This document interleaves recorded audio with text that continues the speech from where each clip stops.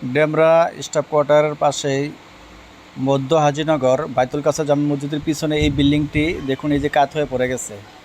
দেখুন নিচের অংশটা ফাঁকা, এই যে বিল্ডিংটা দেখেন উপরে লেগে গেছে, কাত হয়ে পড়ে গেছে। যদি পাশের বিল্ডিংটা না থাকতো মনে হয় এটা কাত হয়ে পড়েই যেত। দেখুন নিচের দিকে প্রায় কয়েক ফিট ফাঁকা আর উপরে লেগে গেছে, এটা কাত হয়ে পড়ে গেছে। এখানে লোকজন বসবাস করতো, এখন দু বিল্ডিংয়ের লোকে এখন বসবাস করে না। এই গত কয়েকদিন আগেই এটাই কাত হয়ে পড়ে গেছে।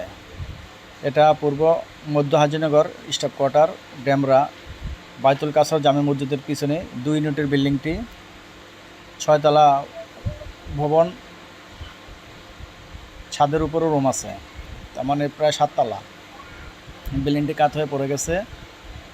নির্মাণ ত্রুটি থাকার কারণে এই ঘটনাটি ঘটেছে। তো বিল্ডিং করার সময় সবাই কোনো ধরনের কাঠপুটনতা করবেন না, সাবধানতার সহিত কাজ করবেন। এখন দুটো বিল্ডিংয়েরই লোকজন এখন বাইরে আছে।